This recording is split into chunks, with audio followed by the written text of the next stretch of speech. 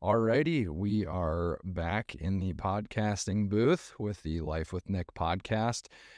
This will be the third podcast that I do, and I welcome a gentleman that I got to know back maybe 5, 6, 7 years ago now. Spent quite a bit of time together with him.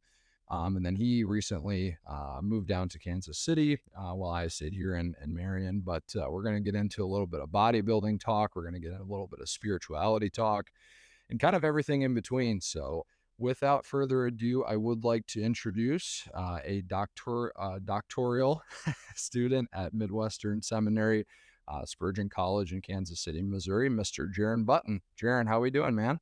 Thanks, Nick. Good, man. Yeah, thanks for having me on here. Absolutely. I'm still kind of warming up to giving the proper titles, and I've butchered a couple names here and there. So No, thankfully, that's just Jaron fine. is easy to go with. Yeah, So perfect. beautiful.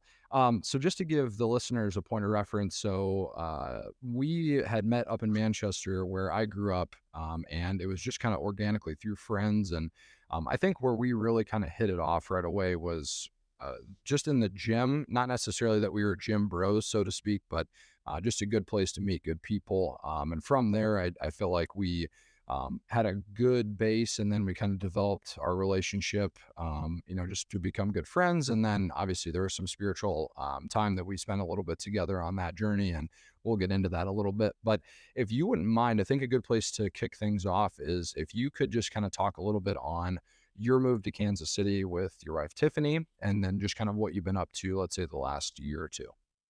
Yeah. So we moved to Kansas City. It was fall of 2020. That was for me to start seminary down here. And the program was a Master of Theological Studies, which I graduated from last December. So since being here, that's been the biggest focus for moving. But I've also been competitive bodybuilding too. So to move down here enabled me to start going to Flex Fitness Gym, which is the first real bodybuilding gym I've ever been to. It's an amazing place, and they're even expanding it further now. So it's really special because the owner there himself is a professional bodybuilder, and all the pieces he brings in, he hand selects. So we have pieces that are from, just several decades ago. All these classic pieces that I've got to watch my favorite bodybuilders growing up on using all this equipment. So to be able to use that in my own training has been a huge advantage for me. And as Nick said, we met in just a small gym up there. It was a small 24-hour gym, just very, very limited.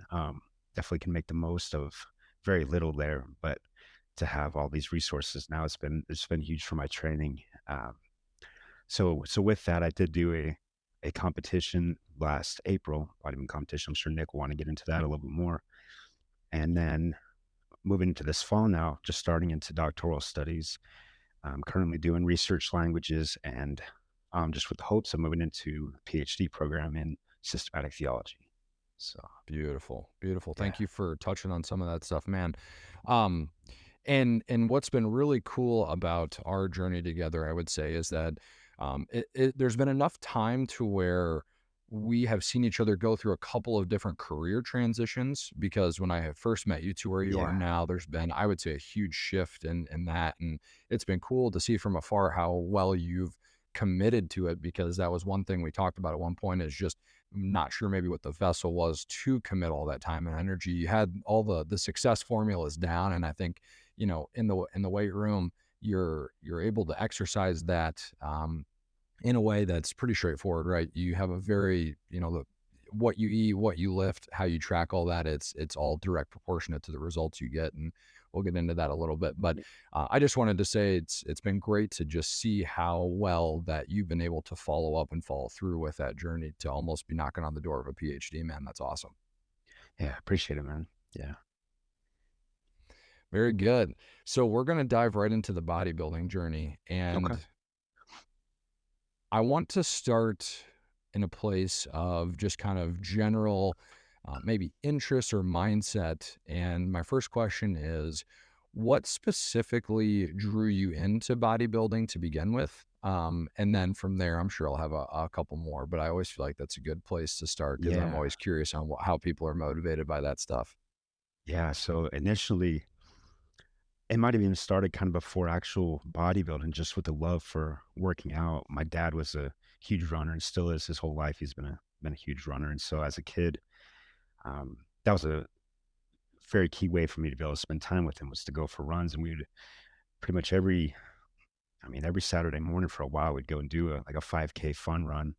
So running with him was kind of my introduction to fitness. And then through that, I just really discovered I liked pushing my body and started just on my own in my basement, just doing body weight exercises, anything I could really do. And then my dad was really supportive of that and got me my own kind of like a cable machine. I had a couple different stations on it, and I was able to have that in my basement. And that was it's about my freshman year of high school. I had that, and then kind of that same time joined a powerlifting team through our school there that they had.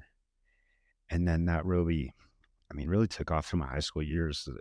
The older I got there, just I'd work out before school. During school, I'd get away at some period of the day. Usually, would have a free class period, or just some way that a teacher would allow me that hour to go. And then after school, I'd usually have a sports practice, and then I would want to go again in the evening. So it was way more than I could recover from now. But back then, I was able to recover from it and train multiple times a day just to love it. I always wanted to be in there, even if it meant that I wasn't going to recover as great as I could be. I just loved being in there and being in the gym and the feeling of it. Just what it did for me mentally, especially in high school. Everyone's hormones are a little bit crazier. It's a crazier time period for us, and to be able to go and blow off that extra aggression and energy was great for me. So there was a combination. Then I would do weights. I was running a lot too. So really any form of physical fitness, even cycling. I got into cycling with my dad. We did a 100-mile bike ride one day together. So things like Oh my that. It's just goodness. yeah, it's just about pushing myself. My dad was same kind of mindset. He never got into the weight training, but as far as cardio, he's an amazing runner. So really kind of progressed through high school, and then I went into the Marine Corps, and uh, it was a lot of physical fitness, obviously, the Marine Corps, but for a while I was kind of distracted just with the training, different schools, going to boot camp and School of Infantry, and it took me a while to really get settled into it there. And even then, it was kind of different than afterwards, where it really took off.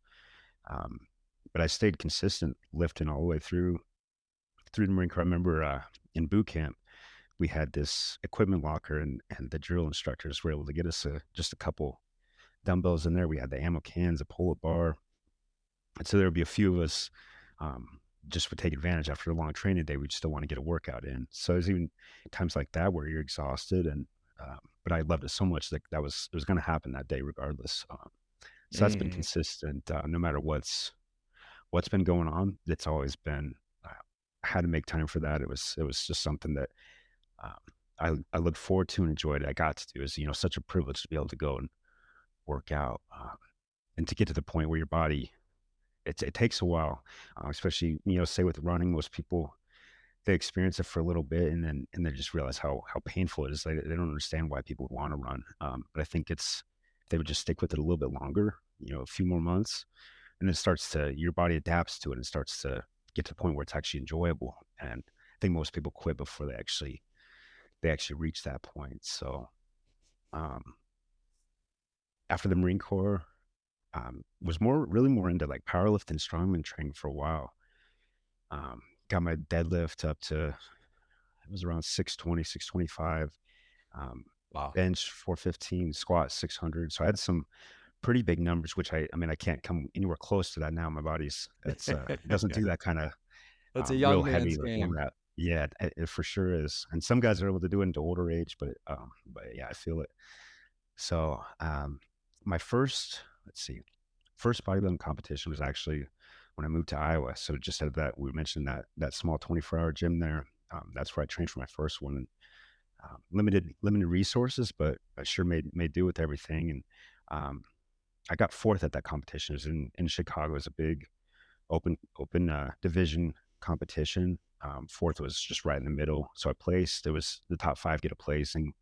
Um, so it was the guys that beat me. It was definitely well deserved. I was happy, very happy with the work I put in and the result of it. Um, not the placing I would have hoped for. I thought going into it, but it was a win overall for me. I was very just to take your body from from one point and then seeing it through that whole prep and everything that's involved with that, which I Yeah, think most people can kind of picture, but I mean, really going through a prep, like you can hear about it and everything, but until you actually experience it, it's a different type of training. Every sport, it takes a lot to prepare for, for the game event, and running for the race. But there's something just really unique about a bodybuilding competition because I think it's more of a full time commitment, 24/7 than I would say any other sport is, just because you have everything's going together with your training and diet and sleep, rest, everything that you do is going towards that one goal, and especially in a prep. I mean, it needs to be like that in the off season too to make quality muscle gains and progress. But I think you really see it in the prep where everything needs to be dialed in, and to get to that level of body fat percentage and to maintain the muscle mass at the same time. Um, yeah, it just takes real level of focus and discipline towards that goal to see that through. So it's a unique time period and definitely one mentally. I think it's been a couple of the most rewarding times of my whole life, just for the mental growth that happened through that, because that real strict discipline and, um, the way you just kind of you lock yourself into it, and you want to still take care of everything around you and your relationships and stuff, but it really you get a little closed off from it too. And I think it's for a short period of time. I think that can be healthy because I think you grow into a better person through it. Um, and it's just important to have those people that are going to stick by you, support you on the other side of it too, and alongside it. I mean, that's huge to have that encouragement, a couple of people to come alongside you and really support you. You can do it on your own, but I think it's you're able to go another level when you have someone there with you, encouraging you in the process. So that was the first competition, and then really kind of took.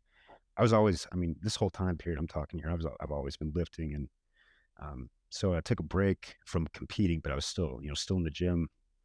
And so that competition, I think it was, I want to say 2018 when that one was. Um, and then after that, and before that too, kind of skipped over since I'm talking about bodybuilding, but before that, I had ran my first marathon. Kind of in the midst yeah, of I that was time where I gonna was doing a lot of the, bring that up yeah, too. yeah, a lot of the powerlifting, strongman training is actually when I did that first marathon. And then the second one was, it was about, it was in that like same year after, within a year after this bodybuilding competition. Um, I'll get into that one a little bit here.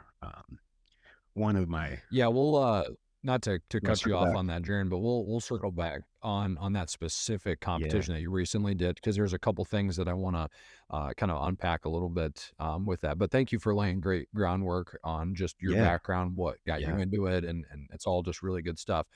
I absolutely. think for young men especially, you can say young women as well who are in that adolescent teenage, let's say 16 to 22, 23.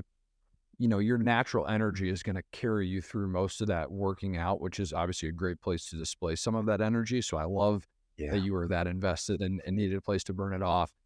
One thing that is always interesting to me, and I say it that way because I'm saying this more so from an observer, is when people are in that environment, but yet when they get out of it, let's say post college, they kind of maybe dip off and they kind of let themselves go, which is totally fine, right? You're not going to be, like you said, you're not going to be in a competing bodybuilding state all the time. That would be very, very hard to maintain. yeah, But just the relationship with pain, how it makes you physically look better. And again, as I mentioned earlier, there's such a direct proportion to inputted energy to what you feel and how you feel with weightlifting. And there's really no other thing on the planet, I think, and I'll say exercise in general, where when you put the work in, it's quite literally a result that you're able to see, maybe not that day, that week, that month, but eventually you get to a point where you're feeling incredible and looking incredible due to the work that you put in. So to kind of tie in powerlifting, marathon training, and bodybuilding a little bit. You're a guy that can endure, obviously, because it takes a lot of discipline to be able to do these things. Um, how do you get to that mindset of like, okay, here's a new challenge for me, and how do you just lock in? Because in our time of knowing each other, you do have this great discipline that's like, okay, here's a new thing I'm going to do. It's almost a challenge, and I have this regimen, and I just am consistently putting the work in to do it. I saw that very, very upfront with the marathon, and I know you talked a little bit about boxing, and we had talked a little bit about bodybuilding at that time. So, what is your maybe your mental process to get ready to do? And it may be something that comes a little bit more natural to you just due to the energy level. But I mean, a marathon is a marathon, a bodybuilding competition is a bodybuilding competition. I'm not going to take any of that away from you. So if you can just take that and run with it, I'd love to hear your thoughts on just general kind of how you go Yeah. about your day to day business and process and stuff.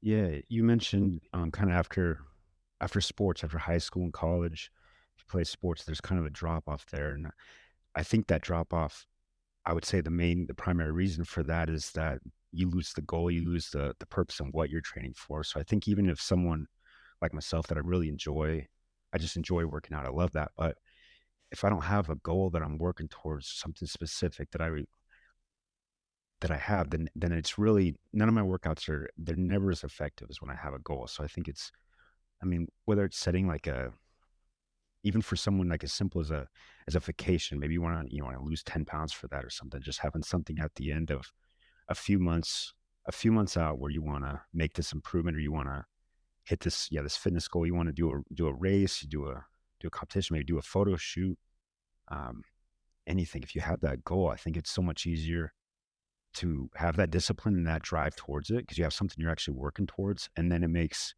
each of those days leading up to it, there's an accountability to them. So what you could usually just push off to the next day, like I'll start this tomorrow, I'll eat this better, I'll do this better tomorrow. Um, those days start to run out really quick and you start to see that on the calendar. So when you see that day coming, it's like with the bodybuilding competition, for example, I mean, I usually try to do 16 weeks leading up to it, which is, that's a lot of time, 4 months.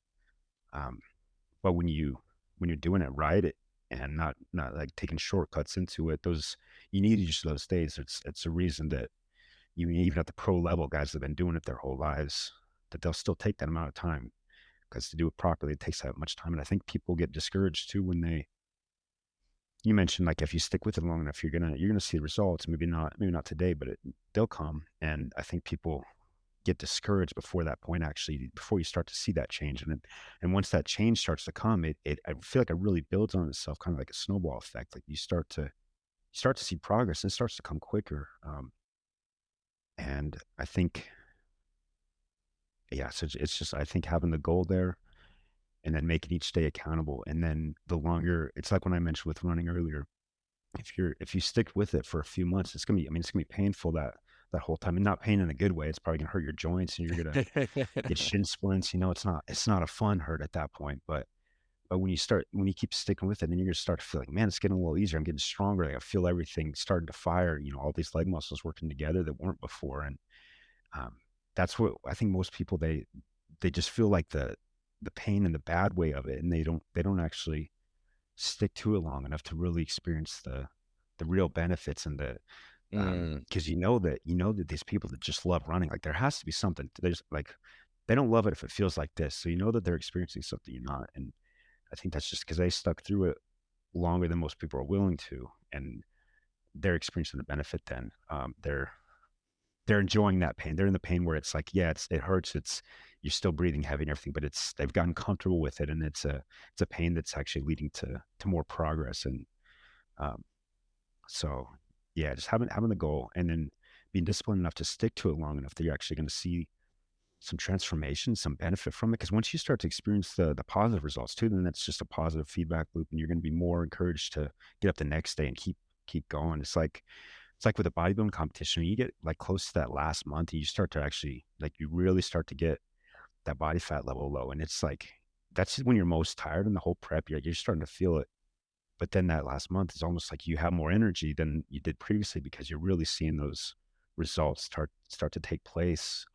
Where so like this last prep, it was like about 5 weeks out. I was wondering if I was gonna make it, like if I had enough time to still make the transformation needed because um, I had a long ways to go at that point. And Mm.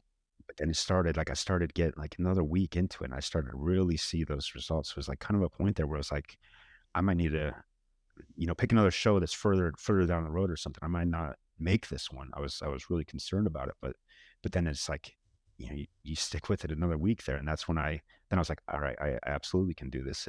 Everything's happened and fallen into place now. So there's times of those we're gonna have the doubt and wonder if you're making progress, if you're gonna make progress, if it's even worth all the effort you put into. It's much more comfortable not to pursue something like that, just to stay maybe sedentary and in your daily comforts, but to break out of that, it's I mean, and mentally, what that does for you mentally is so much more than physical. Just to break out of your routine and the comforts of life.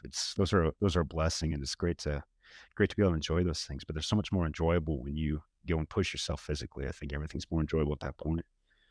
So Yeah, you absolutely nailed the head or hammer on the nail there. And one thing I want to expand on a little bit, and then we'll continue with some kind of bodybuilding related stuff, is within that pain threshold that you were talking about. What's so kind of crazy about it in an addictive way is that once you get over the hump, as you were talking about, you can really start to feel that momentum and confidence coming with what you're doing. And like, I think running personally humbles a lot of people because biking, you can get away with going further distances if you're not as in shape. Whereas running, it's just you versus you and your body. And there, you gotta just put the miles in or the steps in. And there is a moment always though where you just get over maybe the starting point, whether you're warming up for an exercise that you're going to do for training for bodybuilding or running, where you get this euphoria of just in the zone, pumping it out. And you as a common person, not you, but just whomever would be listening to this, it's so vital to know that you can get there, and it will be worth it. But also, you don't have to be running ultra marathons to live a healthy lifestyle. Like anywhere between 10 to 30 minutes of zone 2 cardio a couple times a week is gonna allow you enough room to at least build some of these foundations. And then to the point where I would say myself and you're at, I mean, I actively look forward to working out every single week, and it is not really mundane because that's just what our body needs at that point. And it's that part is the most incredible part of it, because then you're literally addicted to having these good habits of going and working out or going for a run or what have you. So I just share that a little bit to motivate whomever is listening to this, to feel that if you've maybe attempted this one or two times and it didn't work out, go for the third, go for the fourth. It's just such a cool mental and physical challenge that it's very worthwhile. But just to bring back to um, training here and whatnot for bodybuilding specifically. So when you are going through this training for your most recent competition, obviously there's protocols in place. There's certain people that we've learned from. I know a couple names I'll just throw out here for bodybuilding, and I'm sure you have a couple more. Schwarzenegger, Jay Cutler, Ronnie Coleman, Mike Menser, a lot of really just famous, Doran Yates. So these guys have obviously walked the walk, done some pretty cool things. Are you leveraging what they did in a different way? If you could get into more of your actual protocols a little bit, Jaron, I'd love to just learn that, because there's so many different methodologies and there's so many different kind of thoughts on it. And now that you've told me that you've been introduced to an active, bodybuilder, or not active bodybuilder, I'm sorry, actively competing in bodybuilding, and then having all these new resources, I'd love to really kind of unpack that a little bit. yeah, yeah. And I just want to touch real quick on where you're saying just encouraging people to get started. I would just say it doesn't have to be much at all. It's just more creating that habit. Even if you just tell yourself you can go walk for 10 minutes, and I think you'll start to enjoy that. And you might be out there and you're like, oh, this feels good. Maybe I'll go another 5 or 10 minutes, and it just starts to build on itself. So it's just more. I think it's just taking that initial step to actually begin the activity. That's the hardest part, just to get your mind ready. But oftentimes, even if you're not feeling going to the gym that day, or going for that walk, I think once you actually start and your body just kind of gets warmed up, you're gonna be thankful you did, even if you only last for 10 minutes. And it's better than doing nothing for Right. that day. And take rest when it's needed. But yeah, just those small starts, because I think that's building the habit there, and then you're gonna desire to go further past that, I believe. So yeah, so Training, man, that's my favorite part to talk about bodybuilding. I would, train like a bodybuilder if it just the competing aspect of it. So I love the competition, but the actual just the getting on stage, that portion of it, that's, one of my least favorite parts. Really, it's not about that for me, but that's how we compete, so that's part of it, and it's still a fun time, and thankful for the competitions I've done, but really it's the training that I love, and I think that's very similar for the majority of bodybuilders. They fell in love with the training first, and then bodybuilding, the actual competition, that's just something that came afterwards and is part of the sport. But man, yeah, all those guys you mentioned, I've probably taken something from each of them. I would say of those guys who I most closely align with would be Dorian Yates, and I just loved the he would be just in that basement, no one around. He didn't care about being noticed. Be covered up, basement, and he was so intense with it. He would go down there, and it was all business. It wasn't social hour. It wasn't any distractions. Back then, they didn't have cell phones like we do, but he wouldn't have had it even if they did. Um, and it was just purely the love for training and the intensity. I love the intensity about it. I think that's something it's not completely lost, but a lot of people could return to having that. And I think that going into the gym, I mean, for me personally, I take it it's very intense for me. It's kind of like maybe how you get hyped up for a football game or a wrestling match or a runner before a run. It's that mindset needs to really switch on. At least for me, I need to get just really tunnel vision focused and block everything else out. And basically, it's just me in the gym for that hour. Everything else will be there at the end of it.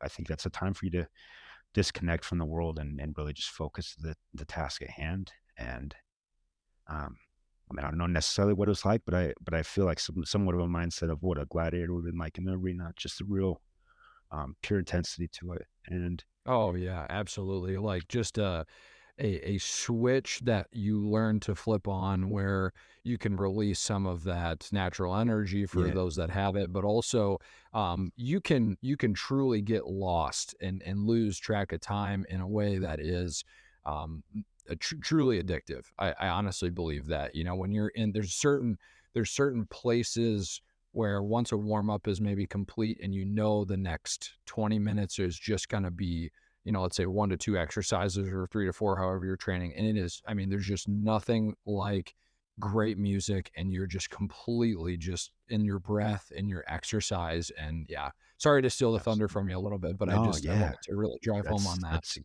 that's exactly it. Um, so Dorian Yates, he was so intense with his exercises that um, and you're familiar, but for those that aren't, I'll explain a little bit that he would do a couple warm up sets, but he would only do one working set for every exercise that he did because he would do that one exercise so intense there was nothing left in the tank for another one. And that's how I feel like if you're gonna really, everyone has a different, so I'm not saying this is the only way. This is just the way that I believe it's worked for me and what's worked for people like Dorian Yates, clearly. Um, and that's just getting yourself warm up and used to the exercise, getting used to the movement. So they call them feeder sets, warm up sets, whatever you like. And then there's one top set at the end where it's just everything, everything you have. Dorian Yates would explain it. It's like someone has a gun to your baby's head, and it's life or death. You have to get that set. So it's everything you have into that one set, um, to complete failure. And so I'll typically every single exercise I do, it's where I'll have some sort of safety net built in. So like I'll be able to adjust spotter arms or whatever it is. So when I hit failure, I'm not in any risk of injury. I don't ever require a spot on anything I do. I always just have something where it's going to catch me if I fail. It's going to catch the weight. There's always a safety built into it. So then mentally that gives me the peace of mind too that I know I can absolutely push it to failure. I'm not going to need to Mhm. find a way out of it when I get stuck. So then it leaves any doubt that's in there of you crushing yourself. I feel like there's part of that's healthy. I think that may make you stronger having that, but then also just for physical safety, though, being able to know that the weight's going to be caught if and when you're going to fail. If you train like this, that's the whole point is pushing to absolute failure. And I think most people when they think of failure, I think that they really aren't quite reaching that point, that they don't realize how much more is still left. Like if they just dig a little deeper, then there's a lot more in that set. I think that most people realize, and I've surprised myself many times and in my growth over the years of how far you can actually push a set. And there's something really special about higher rep sets, and you're still doing like a moderately heavy weight, but when you can really like you have to keep pushing, say like 30 to, I mean, even up to 100 reps on something. Um, Branch Warren, he would, if just for his warm up, he would do 100 reps on the leg extension. Um, I think that's something that you don't see many people in the gym trying to just go knock out 100 reps on something on a machine with weights, because it's not fun. That's brutal to be under that amount of pain for that duration of time. That's kind of, similar to running. It takes that amount of pain. It's not over so quick. You're really out there. Um, but yeah, I would say Dorian Yates definitely is the biggest influence on my training. I love the intensity of Tom Platz too. Oh Um, man, he's he was uh he's wild. wild. And what I'd say about Platts that for people that don't know him, he to me was a level of psychotic when he was training. But when you see that, you have to study it if you're wise enough to do so. And then when you're able to actually, understand that there is greatness in that type of intensity, it should be encouraging. I'm not sure if people view it that way, but I hope that they do. Um, um, Talk a little bit specifically on how you're able to get further into pain when it talks about reps and intensity, because you were hitting it so well on the head, but I want to almost like make that like a redundant thing, because that is the key to success in all athletic and exercise endeavors, is this ability to not only know pain is going to be present, but how do you just consistently push maybe a little bit further and a little bit further to go. So let's say you're doing a squat of 200 pounds and you hit it 6 times. The next time you got to go get 7 or you got to get 8.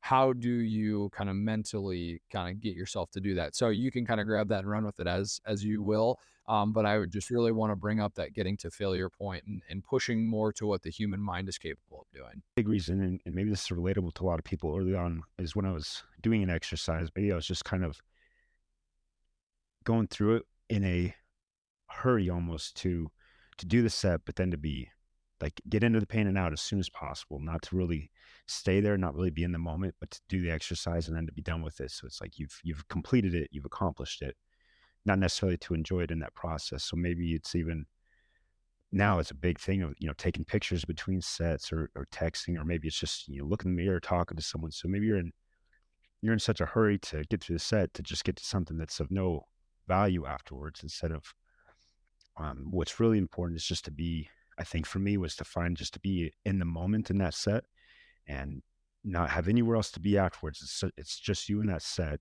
nothing else going on, nothing else matters, and to take your time. And so almost like instead of counting reps, and I don't even count reps. I don't count reps anymore. There was a time I did, and I think it can be helpful to kind of gauge, especially starting out. Maybe you want to hit this rep range like 10 to 12, 12 to 15, whatever it is.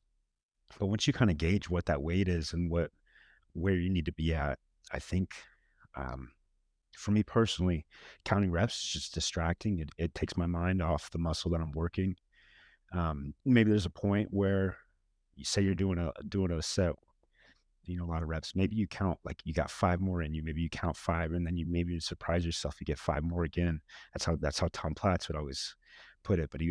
But these guys, they wouldn't really start counting until it started to really hurt, and then that was almost just a way for them to get a few more once their mind was quitting on them, that they knew that they could get a couple more if they did that. But I think when we count reps, or you're just in a hurry to the next exercise, we're always it's like it's not just with exercise, but kind of with anything we're doing, we're very very quick to always be like, what's next, what are we doing after this, looking to the future instead of really just enjoying the present moment. And so that can apply far beyond weightlifting. But I think the most important thing for going to failure there is just to be present in the moment, not counting, but just learning to enjoy where you're at there, and just the very fact that you're able to work your muscle there. And I mean, what a lot of people, they at some point in their life, they kind of lose that opportunity to be able to do, or maybe they never had it to begin with, but you have that privilege right there to be able to be exercising that muscle that God's given you, and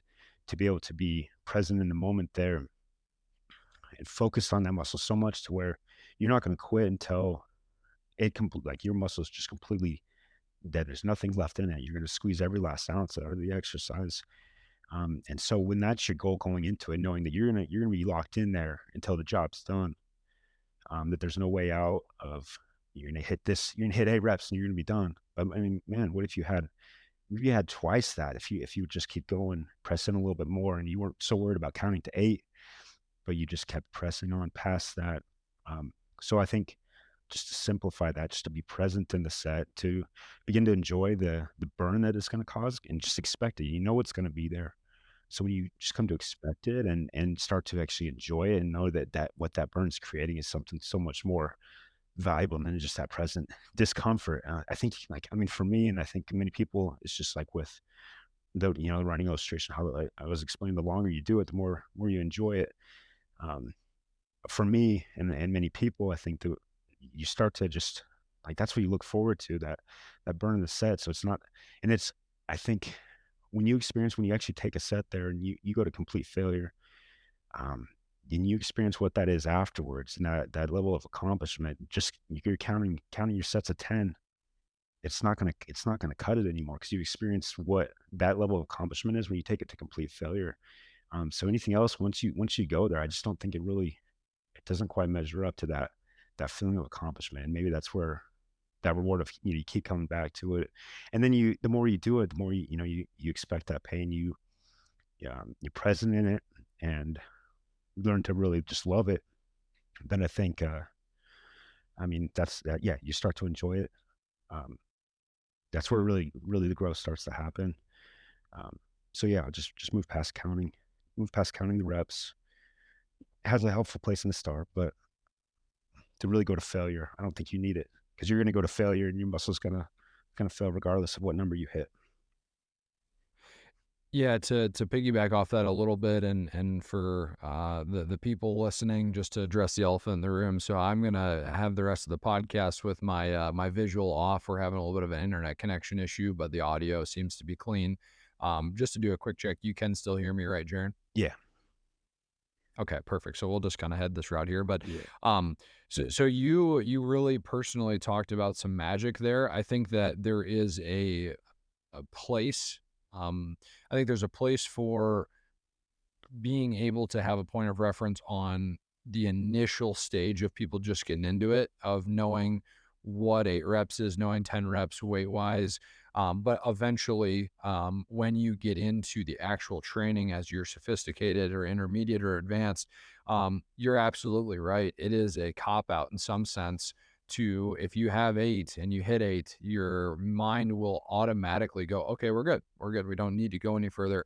And many times, I see people who unfortunately use that as a way to go in the gym. They do their weights, their reps, and they come out and they go, "Oh, I got a good workout in." And then eventually, though, the irony is that they'll hit a plateau and they'll wonder why they're not making progress. And it is exactly to what you just mentioned as to why you're not making progress is you have to learn not only how to get into that burn and compete and have that mental battle and physical battle, but you got to want to live there more. And the way you framed it, I thought was very beautiful as far as the present moment. If you're doing an exercise, there's nothing more that you should be doing in that moment, because if you're not completely fulfilling that lift, then you're essentially, just trying to rush, and then you're definitely not getting the results out that you want. So, um, let me ask just a quick question to you, Jaron, and then I will get back to a little bit on the workout splits, if you will. I know we've identified Doran Yates's training model. I'd also throw Mike Menser into that conversation as well, too, just in terms of kind of a warm up to feel good and then going all out. yeah. So for you, when did you transition away from maybe using weights and reps into this uh, kind of process that you do now? Yeah, man. So I when I was in middle school and then definitely high school, I would always buy all the like all those muscle mags. You had like muscular development. Um, that was my favorite one there, and muscle and strength. And these would always have like your typical like 4 sets of 10. And that's just kind of what, I would see that in the magazine, see my favorite pro, that was his workout split, and kind of do that. And I mean, so I always thought like to look like that, you need to do this routine and stuff. But I think as time progressed and I started to be able to just learn for myself, I was taking things from, I was reading all these magazines, watching YouTube, everything I could to learn about bodybuilding, and really come to the point that I learned from so many different guys, and everyone, I mean, there's some have a pretty similar approach and they kind of follow in the footsteps of each other. But really everyone had a different way. Like you look at all the top Olympians, they all trained completely different, really. Everyone had their own style that worked for them. And maybe that's part of it. So what I'm, explaining here about the one set till failure, maybe that's not maybe the best way for someone. I've just found that to be best for me, and definitely, I would argue that it's the best mentally. It's going to provide the biggest mental challenge. There's just no way around it what going to failure is going to do for you. But I think just over time, yeah, through all the research and learning from these great pros that have gone before me, and then learning learning for myself and just being in the gym over time.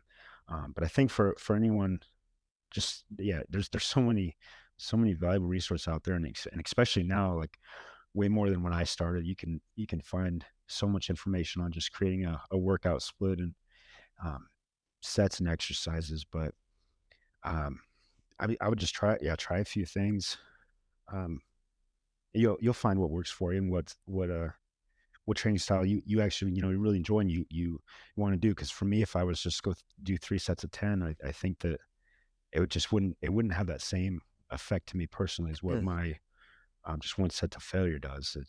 That's where I get the real reward and sense of accomplishment. So even if it was to, I mean, really, if that 3 sets of 10 was to produce a little bit better of a look and physical outcome, I wouldn't trade it over what the one set till failure does for me, just for the mental challenge it provides. To me, that's the greatest reward in training, anyways. So Yeah, well, and one thing I'll interject here, just so people might have another way of looking at this. So obviously a lot of people know Arnold. He has this kind of he was very good at marketing himself and his methodologies, and there were some certainly some drugs that were used in that time period, and I'm not going to open up the whole can of worms there because that's a 45-minute conversation by itself. But the thing that really came to my attention in the last probably 18 months is the battle between Mike Mentzer and Arnold in terms of their overall training style. We're talking about two guys that can train completely differently, and yet one may be good for one and one may be good for the other. But I think the overall maybe exploration of these different programs, all of that is going to be beneficial, no matter if you feel that it is going to be something that may not be the thing you end up with ultimately, because obviously you didn't start there, right? You had to go through all these different programs, all these different structures, and then you just get enough experience to really be like, okay, I've done this program, I've done this program, I've done this program. To really aim that all towards a goal, I'm going to kind of cherry pick how I feel I can get to the best result out of these certain spots. So I think honestly, man, that's kind of the fun part of the journey. yeah, I think too that you can relate that to. I mean, we'll just say like cardio pieces in the gym. So like everyone, they're gonna have their favorite cardio piece. Some people like a stationary bike, elliptical, just walking on the treadmill, and they're all gonna accomplish a pretty similar result there. But each person is gonna kind of have their favorite piece that they like to use, and there's different ways of getting there. Same as if you're going to be more specific, like within running, you have people that do just 100-meter sprints all the way to 100-mile plus ultra marathons, so it's kind of, you can be a runner and do something that's entirely different from the next person. It doesn't mean it's right or wrong, but there's a different approach and a different way that works best for each person, and really what they're going to enjoy. So yeah, I wouldn't get too tied into even just a routine and everything. It's good to have an idea when you're going to the gym. Maybe you want to train, say like a pull day, hitting your back, and maybe have an idea of a main lift you'd like to hit, but not to feel so tied to a routine to go in there and have some freedom and just think what feels good next and what's going to hit, the entirety of your back muscles. And so it's going to take some work up front to kind of know what those different exercises are and everything. But once you kind of get that down, there's so much freedom in that. So I don't ever go into the gym with a routine at all. I'll know that day what I want to hit. So be say a leg day. And I'll go in there and maybe I'll have an idea like this is the biggest lift I want to do. I want to put most of my strength once I'm warmed up. I want to hit this one exercise here to my fullest and one of my strengths at its peak. But really from that point, then it's just going to be what muscle feels like it needs to be hit next and what how everything's feeling that day. And I really just go off feel. And then when the job's done, it's done. It's like it's definitely I recognize when it's time to get out of there, and also when it would be calling it quits too soon. So that's going to come with some time. I don't think that just a beginner, I wouldn't recommend that. But once you kind of have an understanding of how different programs work, I think that's the best way to go about it. Just go off feel and um, not to cheat yourself in that, but um, definitely that's where freedom in it, and that's the best, man. Yeah, because you, as an individual, and granted, you have been exposed to a variety of different athletic competitions, athletic training.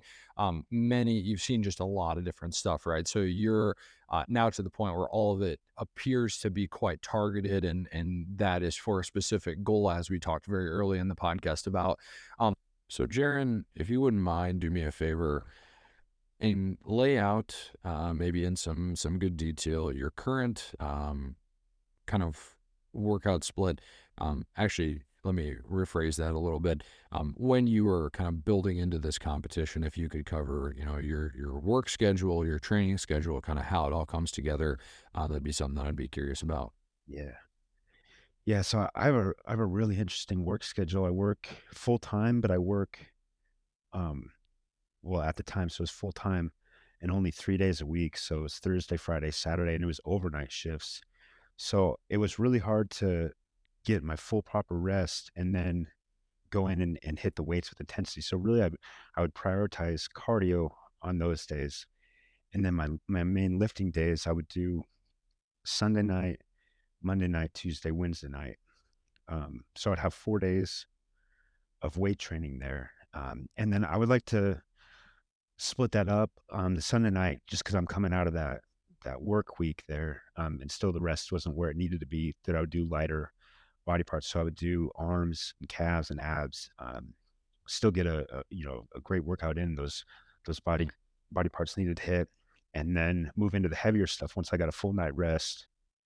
Um, I would do it would kind of vary too on the week. So if something was still like I hit it extra good the week prior, I would say that towards the end of the week there. So but I would always split it up kind of like a push pull legs split. So and for those that don't know, like a push day would be chest, shoulders, triceps, and then pull back biceps. I would include traps in that, rear delts too, and then the legs. I would hit everything again, um, including the calves from Sunday night. So calves twice a week, and then yeah, and the whole quads and hamstrings. So yeah, really to simplify, it's like a push pull legs with an added arms and abs, and abs. Really, I would do a little bit every single day that I was weight training, and typically it would just look like at the end of the workout doing either hanging leg raises or using the Roman chair and kind of accomplishing the same thing. But it's to me that's a little bit better sometimes because you have the back support, and then you can really just focus on just the abs. So I would and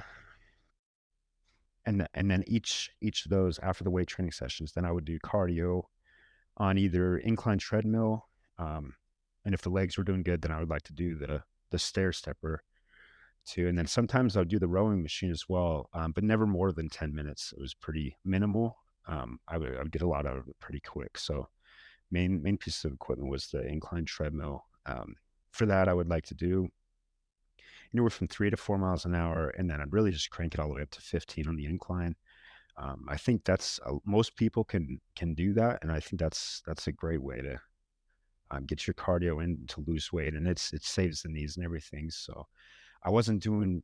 I was doing a little bit of running up front in this prep, but really about 8 weeks out, I cut out all running just because losing weight like that, I didn't want the running to affect my leg muscle. Um, it was going to be too much on it. So, and then the cardio. So basically I was doing cardio twice a day. So one of those sessions after the weights, like I mentioned, and then in the mornings I would get up. I mean, really, really early, before the um, so there's a gym at my school before really anyone is in there. Go in there around 4 or 5 in the morning, and just so I could really spread out the cardio sessions there. And then I would do, I mean, anywhere up to, it ranged towards the end. I was doing all the way up to an hour in that morning session. Um, and then I was on those days off. I mentioned I was doing a lot of cycling actually. And then that last month, I would actually, and there's a tanning salon not too far from here. So that last month, I started tanning. And so I would just ride my bike to the tanning salon, get that extra cardio in. So I had a lot of cardio in, but then I was also able to eat a lot too leading into it. So I mean, I was having still, there was like days, I mean, mainly prioritized protein, but getting towards 400 grams of protein, even while I was cutting down there. So I had so much activity. And then you add in the posing, to posing is exhausting. I think that's one thing a lot of people don't realize is how tiring posing is. So I mean, between the cardio sessions, the weight training, the posing, I was easily on those full days with the weight training, at easily 5 hours of activity with it all combined. So So, Jaron, you mentioned posing there towards the end, and I know you were talking a little bit on obviously training splits, work splits, all of that good stuff. Could you maybe walk us through how you're getting into posing, maybe how posing kind of contributes to the grand scheme of things? I feel like, it's so easy to get caught up in the bodybuilding, the training, the eating, that it might get lost in translation a little bit. So if you wouldn't mind, I just to kind of wrap things up on a good note here, if you could just kind of elaborate on the posing portion of things, that would be awesome, man. yeah, I mean, that's probably the area like could use the most growth. And if I'm gonna, continue competing, that's definitely not natural for me. It was, very uncomfortable. There's poses that, yeah, definitely more natural, and you want it to be natural. But it's a tough thing to learn, and then just to, I mean, basically you're posing in a way that it displays your physique and to be in the most biggest and most aesthetic way possible. So how you pose matters, and that's how you display your physique. And if you're a better poser than the guy next to you, even if his physique is a little bit better than yours, the better poser could beat him out, if he's not displaying it correctly. So it's very important.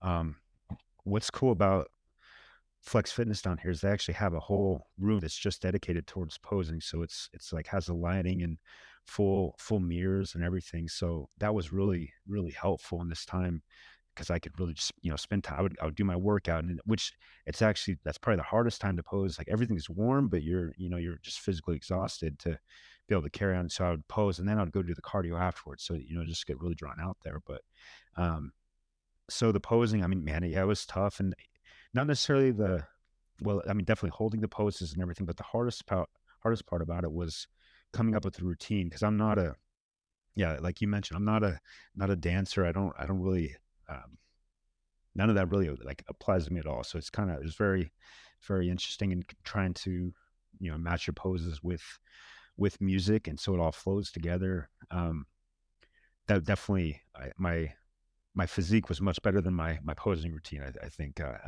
it was it's something to work on there, but yeah, it's definitely not natural to me. So um, yeah, I mean, it was a lot of time that went into it. I don't know, Tiffany, my wife, she was very helpful too. Take pictures and give me some critique. And then I had guys in the gym that were the same kind of thing. They would come in, guys that had much more advanced than me, to be able to give me tips. And definitely, it would have benefited me to work with a posing coach, or just even someone that's been there on a more a deeper level, to have them really run through things with me. But I did receive some help, and that was incredible to have.